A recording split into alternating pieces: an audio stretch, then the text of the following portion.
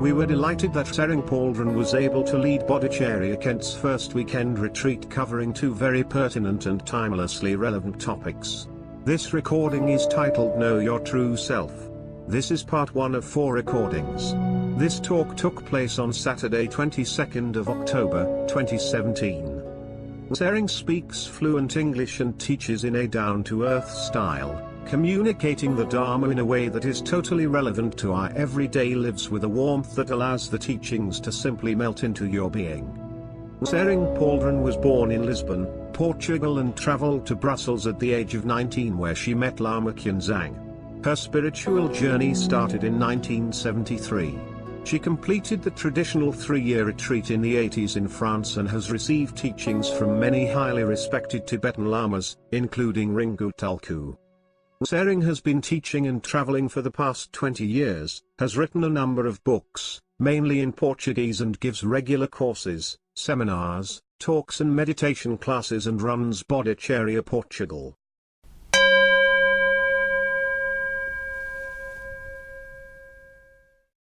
So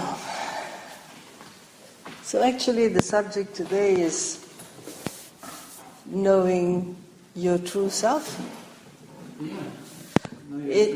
Knowing your true self, yes. It's a good one. Because that is what Dharma is all about, and actually life is all about. We may have all sorts of knowledges, science or whatever, but if we don't know ourselves in the true sense, not like in a psychotherapy, not our stories or not our defects or faults or qualities or character or whatever, not at that level, that also, of course, can help. But knowing your true self goes beyond that, there is this sentence or thing, know yourself, which was, written by the ancient Greeks. And it was in this sense. Sometimes I remember being younger before I even met Dharma, and it was quite intriguing, that sentence, because it seemed so obvious, like knowing myself. Yeah, okay, and then what? But then, as I started studying and practicing Dharma, the scope became totally different there. I understood it was not just knowing myself in the ordinary sense, but going beyond and, investigating who or what am I really. And, all these days there's lots of talk about meditation, there's lots of talk even in the scientific level, all the benefits and the mindfulness and, releasing stress and dealing with difficult situations and post-traumatic stress and even pain relief, and all of that is wonderful. And actually it's just, meditation really helps with all these things. Because why? And mainly because perhaps the biggest part of our suffering is self-made. It's mind-made. So there's a small percentage, of course, of our sufferings in life are triggered by different situations or circumstances or sicknesses or conflicts or whatever. But the biggest part is actually done by our mind, and particularly by our mind that projects suffering in advance, builds it up, thinking about it, reacting to it. And that's why if using meditation we are able to remain more in the present, more in each moment, dealing with the suffering of that moment instead of, dealing with the abstract idea of how we are going to feel tomorrow or the day after or in 2 weeks or something like that, it of course releases lots of stress and lots of difficulties and lots of suffering that we add upon the objective suffer of just this moment. So, of course, meditation helps in that sense a lot for all sorts of things, because it goes to, the root of, it goes quite deep in the reasons or the causes of our sufferings, recognizing that most of those causes are in our mind. So dealing with that truly helps. But I think this comes a little bit as a side effect, because at least in Buddhist terms, that was not what Buddha was meaning or what he was aiming at when he taught meditation.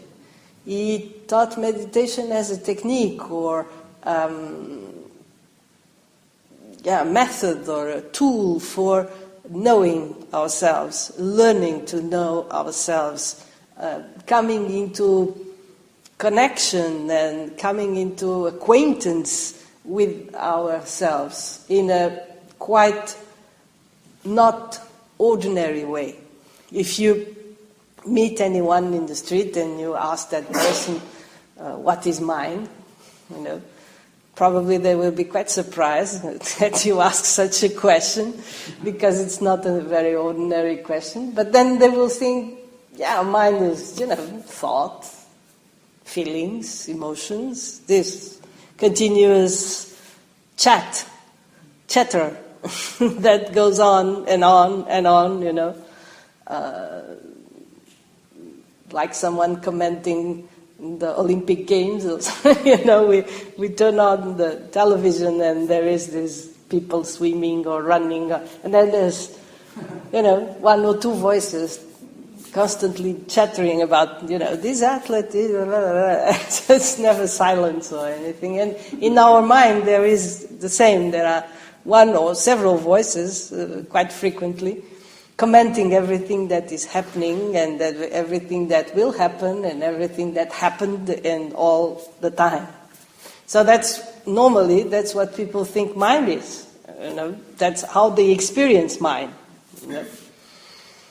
But if we want to go, if we don't take it for granted and we don't just accept it because it's an evidence or because everybody thinks that way, or and we are a little bit less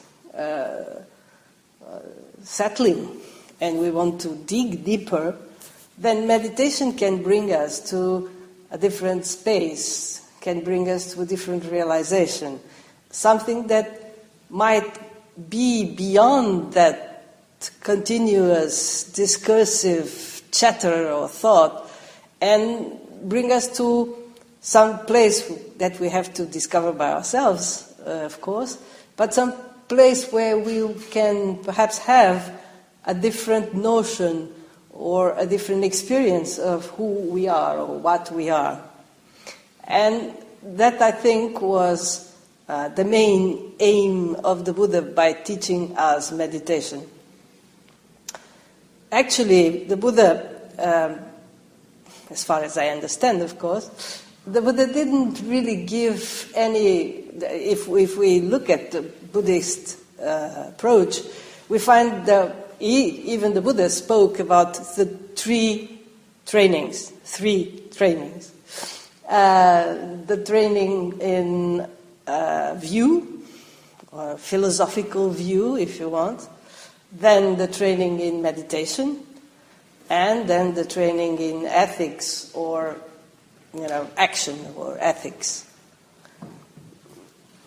And the reason why I think he spoke about view was not because he was intending to explain a very subtle or very sophisticated philosophical view. There were plenty of them in India at that time.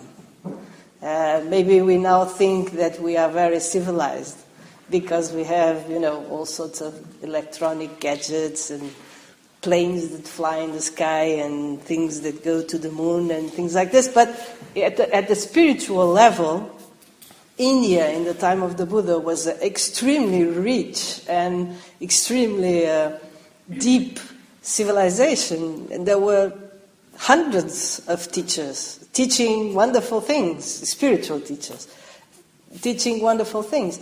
There was no need for another, view of the world or anything like this. And I don't think the Buddha really wanted that. He was just explaining how he was experiencing things.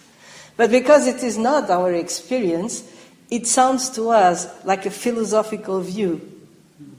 You see? But he never intended it to become a teaching in the sense of of something that becomes, that is taught in a university, and considered as a knowledge that, you learn it, you find it fantastic, you put it in your pocket, and that's it, It's a little bit, the other day I was, yesterday, I think, I was at someone's place in, where was it? Around Chichester. And apparently some people I hadn't met before, and the man there was a scientist, and he was very much into, quantum physics and all of that. Very interesting. We had a nice talk. And then I told him this is something that I've been, observing for a while, that people who are at that level, at his level, he has this such sophisticated concepts that who am not at all into science, for me it's a bit too much. I can get some clue from the Buddhist teachings, but not from the scientific point. But people who are at his level have a very sort of broad way of seeing things, matter and, fields and, all these particles and all of this. But I was saying to him, yeah, that's great. And I think scientists of your level definitely have a view of the world which is totally different from ordinary people. But, even though they look at this and they know it is only atoms or particles or even waves or, it's very, very subtle and actually there's hardly anything in here. But if their wife comes and say, okay, let's divorce, the world is not anymore, they don't react from that view, They will just react as anybody else, and it will be heartbreaking and all of that. So what lacks, is that for scientists and even for us, our view of the world, and especially if we are sort of starting to, or even if we are very experienced in the view of Buddhism, is one thing, and our experience in the world is another thing, And actually, it was not, when the Buddha explained this, for him, there were not two different things.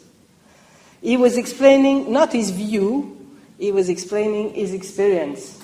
But because it is not ours, we consider it as something, very abstract and something which is very far from our experience. But then because we view things, we learn to view things in a certain way, or Buddhism teaches us to see things in a certain way, and then we react in a totally different way. It's like one thing and the other, they don't have any sort of connection. Yeah, everything is emptiness, but if someone speaks harsh words to me, they're not empty. You know what I mean? So how can we bring this view, or this view that this experience that the Buddha expressed and became a view for us, how can we bring that into our experience? Well, the thing that fills that gap is actually meditation. Meditation is training to bring view into daily life, into experience. So for the Buddha, of course, when he taught, he spoke about these three aspects because of for clarity's sake. But of course, for him, it was just one thing. He was pointing out how he experiences things, and this became a view. And then he was pointing out that that's from that view or from that experiences, he would act like this, we would also act in a certain way if our experience was the same as him. Of course, harming others wouldn't make any sense if we had the experience that the Buddha has. So, he put things like this, and then he gave us the actual tool. I'm not saying that learning the view or learning ethics are not useful. Of course they are. But the actual tool to, bring together these two things, the view and the experience and the way we react in our daily lives, the tool is meditation. And meditation is because it all comes from this is, every time as time goes by and experiences in my life run, every time I see clearer and clearer that all our suffering really boils down to not knowing who we are truly, which is equal to ignorance and which is equal to suffering and dukkha. So there's nothing else, actually. All our problems, all our sufferings, all our frustration, and everything that we see in the world come from there. So that's why actually meditation is being the tool for us to understand who we are, is really the tool to bring together this view and our experience of the world. by digging and looking deeper and deeper at what we are or who we are or what our mind is, it's the way to go if we want to bring that view or bring that experience that the Buddha expressed into our own experience. So there's actually we can't really say when we hear this title or knowing who we truly are, we might expect to have some answer. But there is actually no answer for this, because no answer that we can formulate, because it's also an experience. I like this little story, perhaps I already told you, the story of probably a Westerner, but not necessarily, who goes to India to see a great teacher, actually not a Buddhist teacher even, but a Hindu or teacher, Indian. And he comes, very proud of himself, like we are quite often, especially because being a Westerner, he feels like he's somehow superior to the others because he has done all the journey in order to see this. So he considers himself as a very spiritual person or something like that, and comes very happily and sits in front of the teacher, and is sort of, here I am.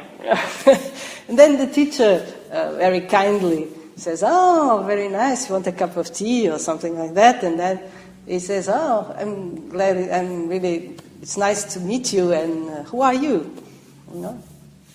And so the guy, naturally answers, "Well, I am so-and-so, and I'm Mark, and I'm 32, and I'm British." Why not? And the teacher says, "Oh, that's wonderful, lovely. But actually I was, I don't care if you are British, you're 32, or your name is Mark. I'm asking you who you are." The guy goes a little bit, okay. "Oh, yes, I understand. He wants something deeper." So he says, "Well, I'm a spiritual person. I've been interested in, meditation for many years, and I'm trying in my life to be a good person, and I had this opportunity to come and see you and have your teachings. So the teacher says, well, yeah, really, it's very nice, but I really don't care if you are a spiritual person or the reasons that brought you here. I'm just asking who you are. You know, and if this went on for a while, not very long, we quickly wouldn't know what to answer to this question, isn't it? I mean, what do you want me to answer? I've told you everything about me. You know, I'm married, I'm single, I have children, I'm a teacher, I'm an engineer. That, I think, is a very good example of what we think we are.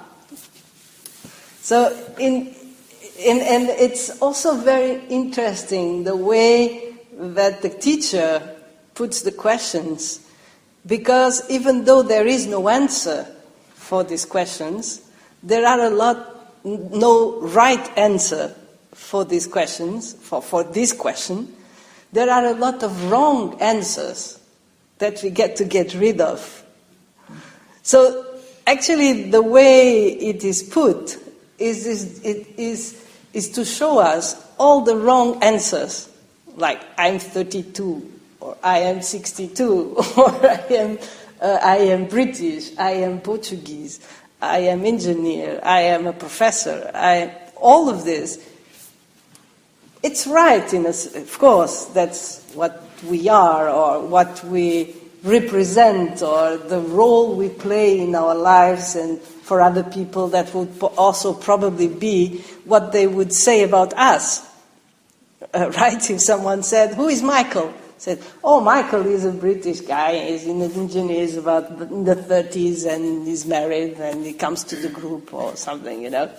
So that's what anyone would say. So, because these are the characteristics that we sort of, that are the set, what people see about us, the role we play, the roles we play in society and in their eyes and in our own eyes. But if you put this into the sense of knowing who your true self, then they have no meaning. And the approach, for instance, of the philosophy of Buddhism, like the philosophy of Madhyamika or something like that level, very high level of philosophical view in Tibetan Buddhism, they never assert anything. They just demolish everyone's arguments. Because when you start giving a definition, like, I am, my true self is light or luminosity or clarity, or that's it. It's already a statement. It's already something. It's already a concept. So that actually, because once I was telling this story, and we were sort of joking about all the possible answers, and then someone raised a hand and said, "Okay, but now tell me, what's the true answer?" I said, well, there is no answer. No answer that one can formulate. It's not something like we can start a sentence by saying that it's ineffable. It's still something, but it's closest. It's the closest, perhaps. What we really are is something that we cannot express. But the thing is, probably, this is a good thing, because if someone could give us the answer, we would say, "Oh, wonderful, now I really got it." We write it down in a piece of paper, put it in our pocket, and it won't make any difference in our experience, you see. So what we really have to do, and what meditation is about, in the first place, of course, meditation will be an exercise just to calm down our minds and be able to remain a little bit more grounded.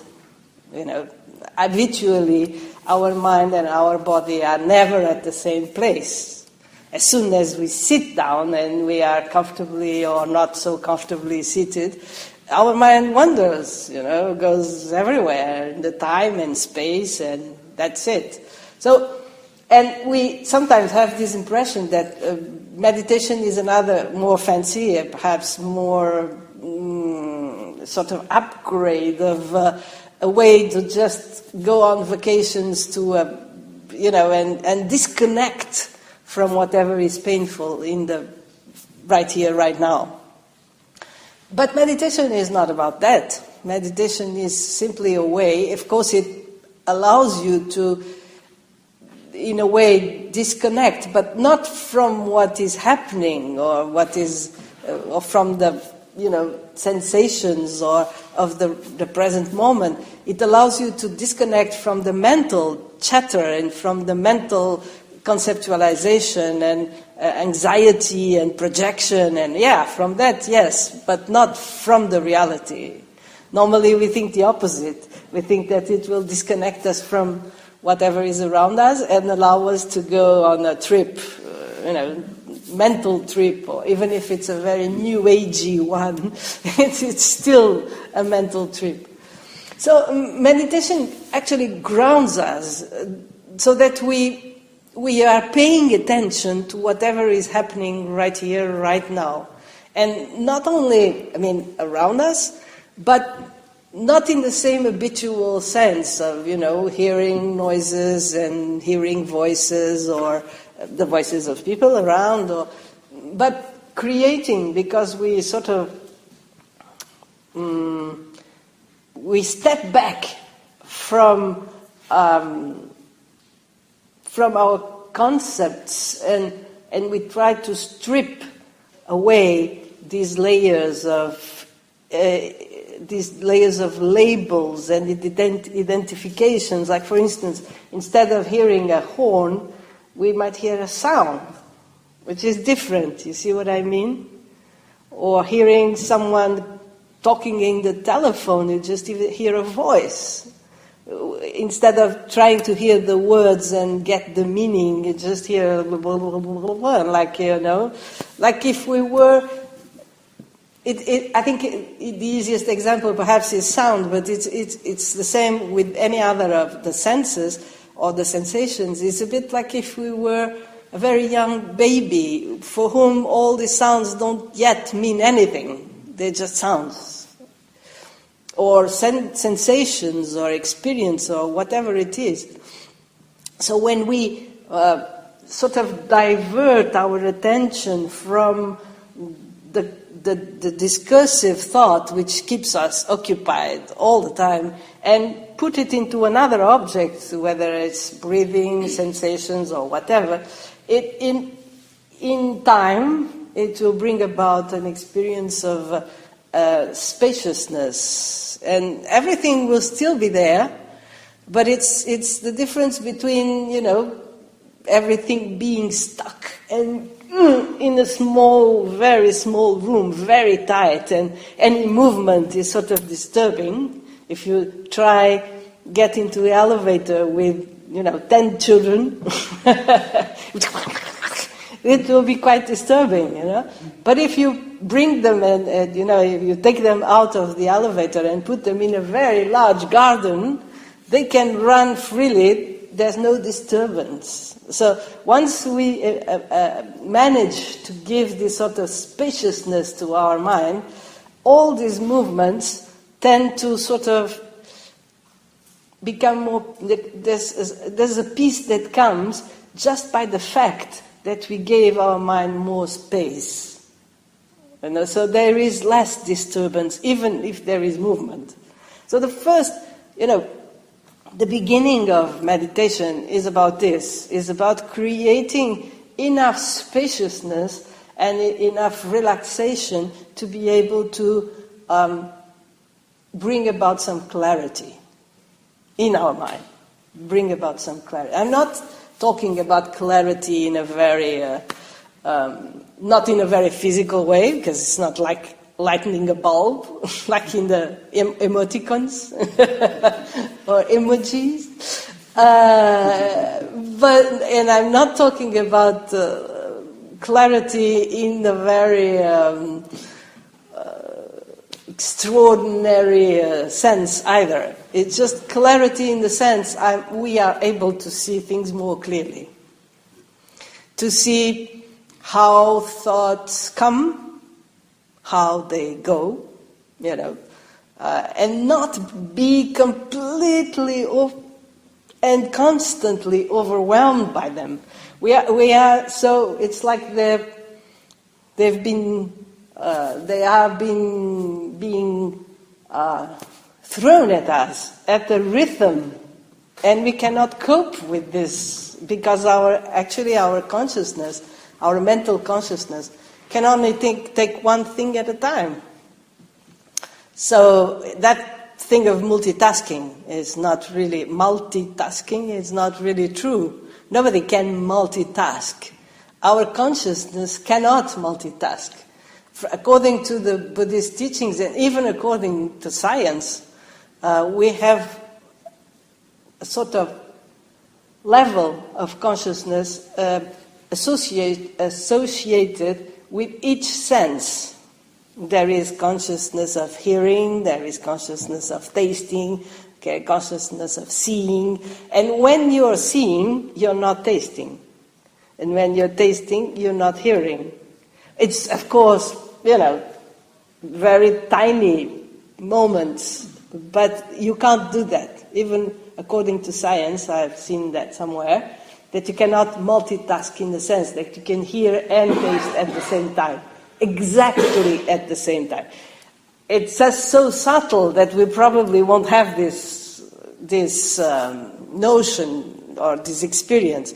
But according to both Buddhism and science, it's not possible. So what I mean is, because there is in our lives so much going at the same time, our mind is sort of panicking. Our consciousness, our mental consciousness, there are different levels of consciousness. There are 5 for the 5 senses, and then there is mental consciousness, that's the 6th one. So our 6th consciousness, mental consciousness, is in a panic state because it cannot cope with so much going on, and of course can't see things properly. It can't really see or acknowledge the scent because immediately at the same time something else is happening. So it has to sort of jump around to be able to deal with all of this at the same time. So that's when we enter meditation, and especially, if it's also perhaps a little bit utopic. Utopic? Yeah, something like that. Let's say it's a bit optimistic that we will be able to do that while running around all day with, iPad and iPhone and, text and emails and all of this all the time. Because we are constantly being, pulled by all these distractions. So that's why, if you really want to deepen, for the general maintenance, we can, say doing meditation once a day or even twice a day, or it's great, I'm not saying. But if we want to go deeper, then really a little retreat is very helpful, because removing, or even you don't have to go anywhere special, just unplug your telephone or, stay away from your computer for a morning or something like this. And then, suddenly the mind starts to relax. Just the simple fact that we have stopped waiting for a text to arrive already gives some sense of relaxation. I often find that we don't realize how much this sort of sucks our energy, but it's, some people have the screen of their computer completely covered with Post-its. Post-its? That tiny yellow pieces of paper, I find that, even a cup of tea that I have not finished drinking, it's a post-it in my mind. You know what I mean? If I'm a big tea drinker, so I usually drink tea while doing anything else, and especially being in the computer or writing something. Until I finish my cup, there's somewhere in my mind, something knows that I have not finished my cup. Isn't it? So we have lots of things, unfinished business, or you send a text and nobody answered, so you keep looking if it's coming.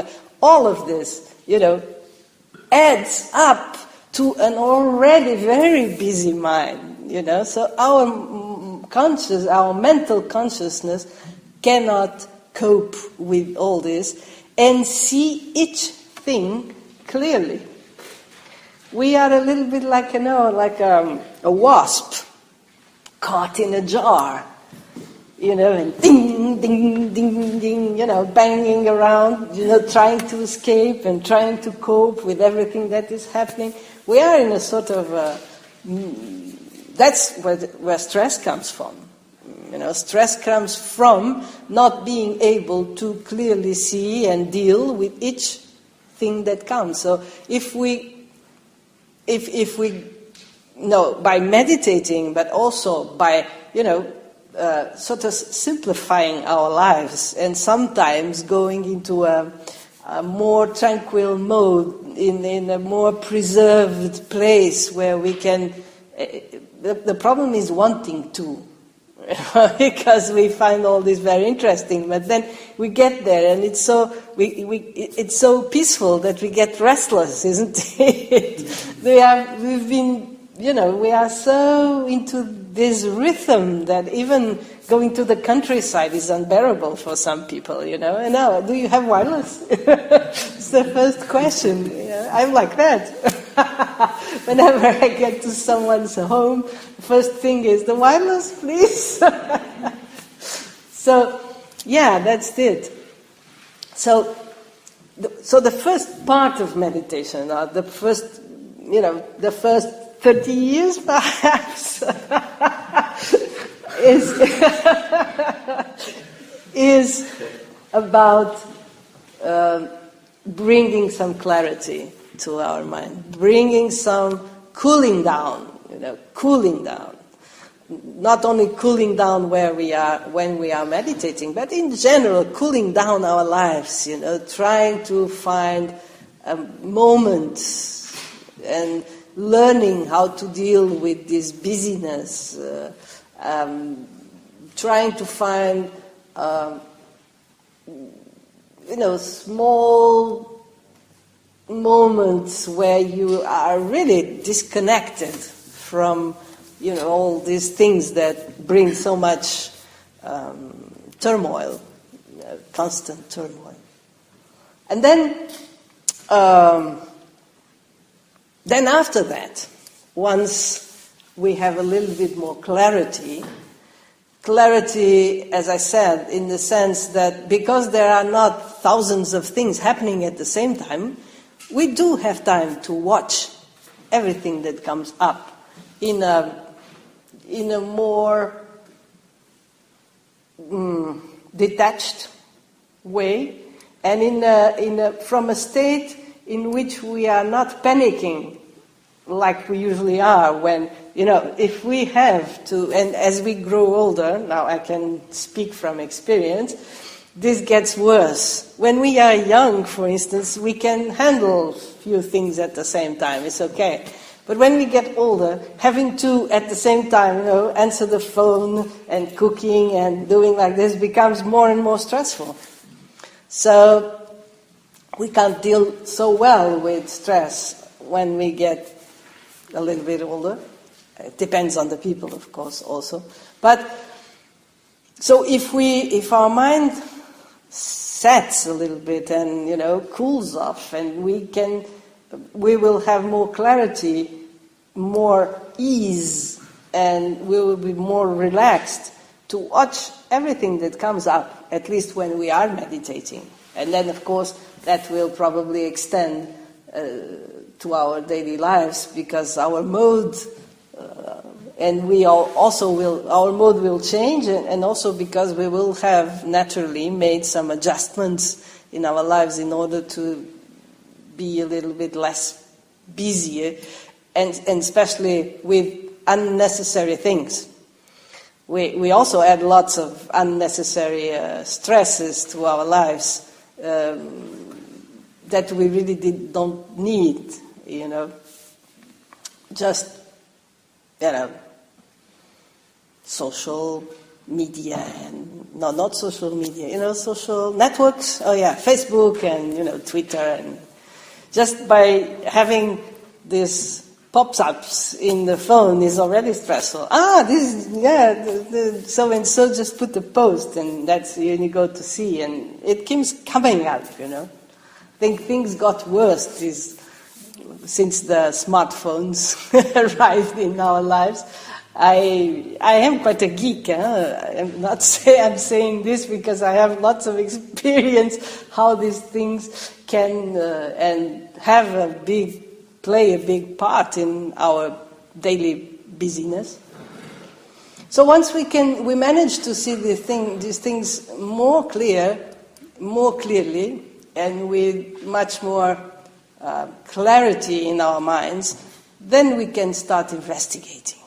That's when it gets interesting. By investigating, I mean things like, when you're in a calmer state, and especially it starts while in meditation. We can notice a thought coming. And at that time, ask ourselves strange questions like, where does this come from? Not in the sense that we might sometimes think, what does this come from, No, not in that sense, but in the sense that I looked 2 seconds ago, and that thought was not there. And now it's there. Where did it come from? And then other strange questions like, it's here, but where is it? Or it's gone, and where is it gone? These sort of strange questions that don't have answers, but have a very important function, because thoughts, when they get very intense, we call them emotions, but thoughts can make us make things unbelievable, isn't it? How many times we have seen ourselves do things we never thought we would be capable of, and we have done them with all the consequences, positive or negative, doesn't matter for now, but just because there was one thought that came into our mind, and that we have built into many thoughts, and that has developed and grown and take over, and we suddenly find ourselves doing amazing things. So that's why it is very important for us to observe what is the nature of thoughts, where do they come from, where do they go, what's their reality actually. All questions that, of course, hardly anyone asks to himself, and also all questions that are not possible until and unless there is some clarity in your mind, and until and unless you have sort of cooled off from this relentless flow of mental activity and distractions and restlessness and things like this. So that's where we start understanding, because we identify ourselves so much with thoughts, and so much we of course identify ourselves, or our sense of self comes of course from our body, that's for sure. We look at ourselves in the mirror and we know that it's me, isn't it? We might like what we see, or we might not like what we see, but we recognize. So, and if something changes, or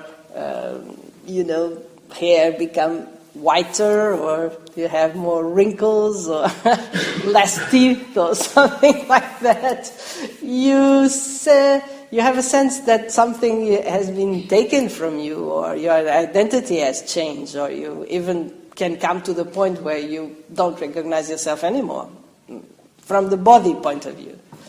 Then most people, even though they identify themselves with the body, we tend to identify ourselves with the mind much more. That's why, for instance, physical illness or being physically disabled is not as badly considered, or doesn't make you suffer so much as being mentally disabled. Because there is this sense that we identify more with the mind than with the body. It perhaps not so clear, but I think in general people consider themselves or identify themselves more with the mind. So that is why observing and doing this sort of inquiry and investigation about thoughts, emotions, and the mind, and where do they come from and where do they go, and all of that is actually investigating who we are, isn't it? It's aimed not at obtaining answers, but at destroying the ideas that are totally conceptual and actually don't hold once you start investigating. What I mean is, as I said, we have this impression that thoughts are very solid, that they can really push us to do different things. And when we really observe them, of course, if they are very intense, they will be difficult to observe because we will immediately get sucked into them. But with, sort of neutral thoughts to start with, we can easily see, once we really, some texts in, Tibetan texts are often very poetic in a sense, and they're not as sophisticated as because they have less words, and But they say, when there come thoughts, look at him in the eyes, like don't get afraid, don't. How you say this? Cower, Mm-hmm. How do you say? Yeah, don't be a coward. Don't make yourself small in front of it. On the opposite, make yourself big or stable. It's not that you want to be stronger or anything, or show that you're better. No, but just don't shrink in front of the thought. Stand your ground. Look it in the eyes, and wait to see what happens. And normally it just vanishes. If you stand your ground and you look at whatever thought comes, it will just, you will be able to see through, and see that it's actually nothing. It might just last for half a second. And again, because of the story that thought conveys, hits you so strongly, you won't perhaps be able to stand your ground long. But the fact that you have, at least for half a second, seen through it and seen that it is not as thick, it is not as solid, it is not as powerful as it appears to be, over and over and over again will start make you experience, not understand, but experience that thoughts are not, you're not really obliged to follow them. Because if you wait just a little, they would just vanished, and leaving no trace behind whatsoever.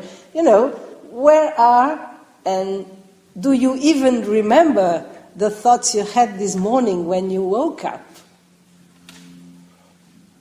And maybe at that time it was very, very strong. You were very happy, or very unhappy, or very anxious, or something like that. But where are they right now? And well, of course you can create the same thought again. Now. Yes, I remember I was very anxious this morning, and then you feel anxious again. But it's not the same thought, it's a new one that you have created on the basis of some memory or something like that. So that thought you had this morning when you woke up, has gone. It may have felt very good, or may have felt very bad, but it's not there anymore. And actually, there's no trace of that particular thought left in our minds. So sometimes the thing is that's not sometimes, it's quite all the time. We give them credit, we give them a credit that they don't deserve. We give them a substance that they don't have. And because we never investigate, we will never know. Unless and until we investigate. But investigate in the sense, sort of hitting your head again and again into this thing that actually there's nothing there, or actually it's just a construction, or actually it's just an idea, or actually it's just a story that I'm telling myself, unless and until we sort of hit this reality again and again and again and again, we'll still be reacting in the same way. And that's it. I mean, most people never ask themselves those questions, and they might even sound, if you go to someone who has never heard about this and you tell this person or ask this person these sorts of questions, where do the thoughts come from, or even worse, in the instructions of some teachings like Mahamudra or things like this, that we are asked to ask ourselves, what's the color of mind, or what's the shape of mind, or what's the taste of mind, or, has it a shape or a color, has it a size, or is it somewhere? That's the tricky question. Because this is very cultural. Tibetans never ask, sometimes they ask the question, where is the mind? Is it in the body? And if it's in the body, where is it? Is it in the foot? Or is it in the leg? Or is it in the stomach? They never ask, is it in the brain, for instance, They didn't have that concept at all. Of course, they didn't have a word for brain. Now they have, of course, but they didn't have a word for brain. They had a word for this substance, that it's here, and if you break the skull, there is something there. There was a word for that. But there was no word for brain because they didn't have that concept. And the idea that the mind could be there never even occurred to them. They would more easily ask if it was in the liver or in the guts or in a hand or a foot than in the brain. So this is cultural, and of course it comes from, there's no doubt that there is some relation between mind and brain, but that's not the point, and that's not what we are discussing here anyway.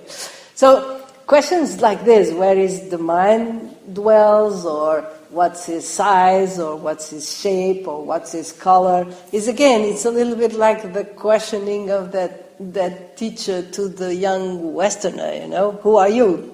So he says this and this and this, and he says, no, that's not what I want. Who are you, And you keep asking, does the mind has a shape? Of course, intellectually, everybody will say, come on, no, of course not, But the idea is not that you get an answer. The idea is that you look. And because for us, everything solid has a shape, has a color, has a thickness or some characteristics, the questioning means that we should observe in order to destroy the idea that we have that mind is solid. So it's not meant to find the answer. Say, no, it doesn't have a shape. It's meant for us to take a look, a closer look, and actually realize by our own experience, because that's the only way we can realize anything. Old people know that very well. We keep giving advice to young people, and we know that they won't follow it, because we also didn't follow the advice of our parents and grandparents, because we really had to do the experience. So that's the only way. We only learn through experience. And that's why, hearing someone saying that mind it's not solid, it's like having my grandmother telling me when I'm young that I shouldn't marry that guy. Then I go and do it. And then 20 years later I say, yes, I should have heard my grandmother. She was perfectly right, But it doesn't help, because we were not, unless and until we do the experience by ourselves, it won't hit us, So that's why, and everything in Buddhism, even if there's lots, and especially in Tibetan Buddhism, we have thousands of teachings and, all sorts of approaches and all sorts of teachers and all of that. But we really need to, pull our sleeves up and go and watch by ourselves, experience by ourselves. And all these strange instructions, quite crazy instructions about, mind having a color or a form or a shape or a texture or anything like this, actually are meant for us to have a look, take a look closely, and watch, and, and destroy this idea that it's solid, it's real, it exists in a very solid way. So,